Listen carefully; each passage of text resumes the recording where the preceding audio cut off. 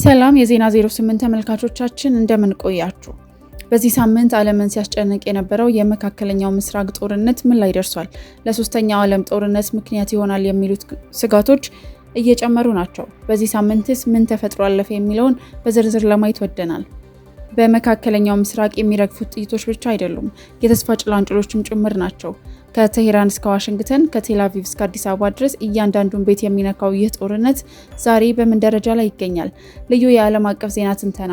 መላው ዓለም የሚገኙ ጋዜጠኞችና የፖለቲካ ተንታኞች አይናቸውን ወደ መካከለኛው ምስራቅ ጥለዋል። ባለፉት 21 ቀናት ውስጥ የታየው ክስተት የዓለምን የኃይል ሚዛን ገልብጦታል። አሜሪካና እስራኤል በኢራን ላይ የከፈቱት ጥቃት ዛሬ የቤጂንግንና የሞስኮን ደጅ እያንኳኳ ነው። ይህ ተራ ግጭት አይደለም።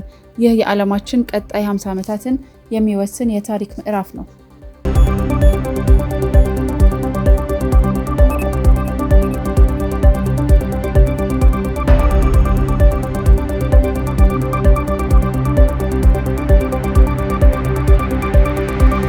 የአሜሪካ መሪ የሆኑት የዶናልድ ትራምፕ ፍርደ ገምድልነትና ሁሉንም ሰላም አስከብራለሁና ሁሉን አውቃለሁ ባይነት አሁን ላይ ለመጣው የእስራኤልና የኢራን ጦርነት ትልቁ ምክንያትና ዋና ግብአት ነው። በዚህ ጦርነት የኢራን አመራሮች በሙሉ ፈራርሰዋል ማለት ይቻላል። ጦርነቱ ከተጀመረበት ከየካቲት 21 ቀን 2018 ዓ.ም ጀምሮ የኢራን መንግስት የአመራር ድቀት ገጥሞታል። እስካሁን ድረስ ባለው መረጃ 40 ከፍተኛ የመንግስትና የጦር መሪዎች ተገድለዋል። ከሀገሪቱ መንፈሳዊና ፖለቲካዊ መሪ መገደል ጀምሮ እስከ ጦርነቱን በበላይነት ሲመሩ የነበሩ ሰዎች እንዲሁም የባሲጅ ሚሊሻ አዛዥ የነበሩትን ብርጋዴር ጀነራል ጎላሜሪ ሶሌማኒና 300 የሚጠጉ የክፍለ ጦር መኮንኖች በአንድ ምሽት ጥቃት መገደላቸው የኢራንን የመከላከል አቅም ክፉኛ ጎድቶታል።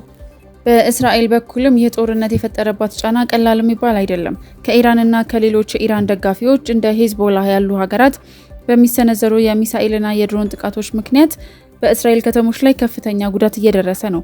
በርካታ ንጹሃን ዜጎች ሲገደሉና በሺዎች የሚቆጠሩ ደግሞ ቆስለዋል። እስራኤል በመቶ ሺዎች የሚቆጠሩ ተጠባባቂ ወታደሮቿን ወደ ስራ ለማሰማራት ተገዳለች። ይህም በሀገሪቱ ላይ የኢኮኖሚ እንቅስቃሴውን ክፉኛ የሚጎዳና የሰው ኃይል እጥረትን በመፍጠር ተጽዕኖ የሚያሳድር ነው። በተለይ በሰሜን እስራኤል የሚኖሩ ዜጎች ከሂዝቦላህ ጋር ካለው ውጥረት የተነሳ ቤታቸውን ለቀው እየተሰደዱ ናቸው።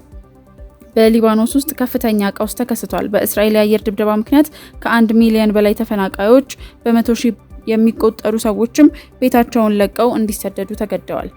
በሌሎች የአካባቢው ሀገራት ላይም ትልቅ ተጽዕኖ አለ። በሊባኖስ ውስጥ ከፍተኛ ሰብአዊ ቀውስ ተከስቷል። በእስራኤል የአየር ድብደባ ምክንያት ከ1 ሚሊዮን በላይ ሰዎች ተፈናቅለዋል። በመቶዎች የሚቆጠሩ ደግሞ ህይወታቸውን አጥተዋል። የባህረ ሰላጤው ሀገራት እንደ ዱባይ፣ ሳውዲ አረቢያና ኳታር ያሉ ሀገራትም የአሜሪካ የጦር ሰፈሮችና የነዳጅ ማውጫ ቦታዎች የጥቃት ኢላማ በመሆናቸው ምክንያት ስጋት ውስጥ ገብተዋል። በተለይ በኳታርና በሳውዲ የሚገኙ የነዳጅና የተፈጥሮ ጋዝ መሰረተ ልማቶች ላይ ትልቅ ጉዳት ደርሷል። የቀይ ባህርና የሆርሙዝ ሰርጥ ስጋትም ኢራን ወሳኝ የሆኑ የንግድ መስመሮችን በመዝጋቷ የዓለም የነዳጅ ዋጋ በከፍተኛ ሁኔታ እንዲጨምርና የሸቀጦች ዝውውር እንዲስተጓጎል አድርጓል። እንዲሁም በአጠቃላይ በመካከለኛው ምስራቅ ላይ ባሉ ሀገራት እስራኤልንም ሆነ ኢራንን ጨምሮ የጦርነት ሰለባዎቹ ቁጥር በየሰዓቱ እየጨመረ ይገኛል። ንጹሃን ዜጎች በሚሳኤል ጥቃት መሞታቸው ተረጋግጧል። ከዚህም በላይ ብዙ የሆኑ ንጹሃን ዜጎች ይገደላሉ፣ ወታደሮችን በውጊያ ላይ ይሞታሉ። የሆርሙዝ ሰርጥ መዘጋት ደግሞ የዚህ ጦርነት ትልቁ መሳሪያ ሆኗል። የጠባብ የባህር መስመር በየቀኑ 21 ሚሊዮን በርሜል ነዳጅ የሚያልፍበት ሲሆን አሁን ግን የጦር መሳሪያዎች መሰማሪያ ሆኗል። የኢራን የባህር ኃይል ሰርጡን በባህር ውስጥ ፈንጂዎችና በድሮኖች በማጠር ማናቸውንም መርከቦች እንዳያልፉ አግዷል። ይህ እርምጃ ዓለምን በጨለማ የመግጣት ስልት እንደሆነ ተገልጿል። የነዳጅ ዋጋ በአንድ በርሜል $145 እና ከዛ በላይ በመግባቱ በዓለም ዙሪያ የትራንስፖርት ዋጋ በ3 እጥፍም አድጓል። እንደ ኢትዮጵያ ያሉ ሀገራት ከወደብ እስከ መጋዘን የሚጓጓዙ ሸቀጦች ዋጋ በመናሩ ከፍተኛ የኑሮ ውድነት ገጥሟቸዋል። በዚህም ተገደው ብዙ ሀገራት አዳዲስ ሕጎችንና ተጨማሪ የእረፍት ቀናትን እንዲያደርጉ ተወስኖባቸዋል። የመሪዎችን ቃላትም ስንመለከት በዚህ ሳምንት የዓለም መሪዎች የሰጡት መግለጫ እጅግ አሳሳቢና ግጭቱን ይበልጥ የሚያፋፍም ሆኖ ተገኝቷል። ፕሬዚዳንት ዶናልድ ትራምፕ በሰጡት መግለጫ ይህ ጦርነት መጀመር አልነበረበትም፣ ነገር ግን አሁን ተጀምሯልና እስከ መጨረሻው እናደርሰዋለን ብለዋል። አክለውም ኢራን የዓለምን ሰላም የምታናውጥ ከሆነ ዳግም ስጋት እንዳትሆን አድርገን እንመታታለን ሲሉም ዝተዋል። ትራምፕ አሜሪካን የአገዛዝ ለውጥ እንደምትፈልግም በግልጽ ጠቁመዋል።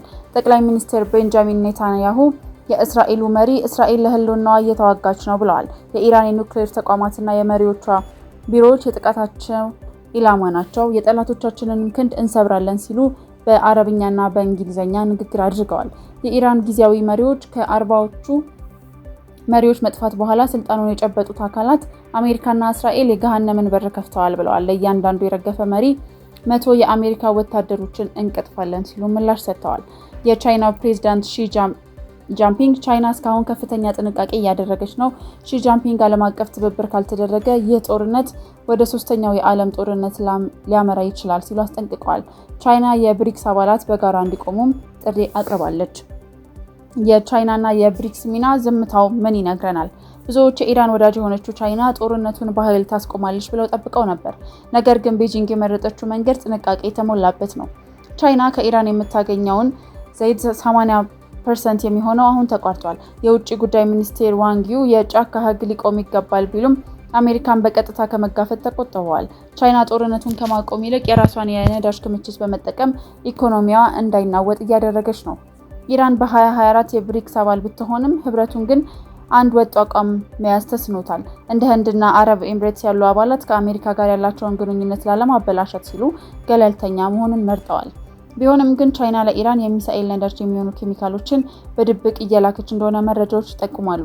እንዲሁም በቅርብ ቀናት ውስጥ የሆርሙዝ ሰርጥን ለቻይና በዩዋን ዋጋ ክፍት አደርጋለሁኝ ማለቷም ትልቅ መነጋገሪያ ሆኖ አልፏል። የዚህ ጦርነት ተጽዕኖ በእያንዳንዱ ሰው ደጅ ደርሷል። የሆርሙዝ ሰርጥ መዘጋት የዓለም 20% ነዳጅ የሚተላለፍበት መስመር ነውና የነዳጅን ዋጋ ከመጨመሩም በላይ በ1970ዎቹ ከነበረው የነዳጅ ቀውስ ወዲህ የታየ ትልቁ የኢኮኖሚ ድንጋጤ ነው። የነዳጅ ዋጋ መጨመር የማዳበሪያ ምርትን አስተጓጉሏል። በብራዚልና በህንድ የሚመረቱ ሰብሎች ዋጋ መጨመር በኢትዮጵያም የኑሮ ውድነቱን አባብሶታል። 349 ሚሊዮን ህዝብ ያላት አሜሪካና 93 ሚሊዮን ህዝብ ያላት ኢራን ሲጋጩ መላው ዓለም 8 ቢሊዮን ህዝብ በጋራ እየተሰቃየ ይገኛል።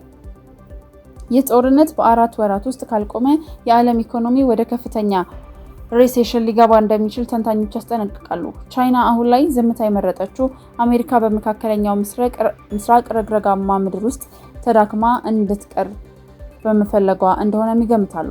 ዓለማችን ዛሬ ባለችበት ሁኔታ ሰላም የሚባል ነገር እጅግ ቅንጦት ሆኗል። በኢራን የሚረግፉት መሪዎችና ንጹሃን የነገው የዓለም ስርዓት እንዴት እንደሚቀርጽ ማሳያ ናቸው። እኛም ሁኔታዎችን በንቃት እየተከታተልን መረጃዎችን እናደርሳችኋለን። ዜና 08 ለዓለም ህዝብ በሙሉ ሰላምንና ፍቅርን ይመኛል። ሰብስክራይብ ያድርጉን፣ የደውል ምልክቷን የሚጫኑ። እናመሰግናለን።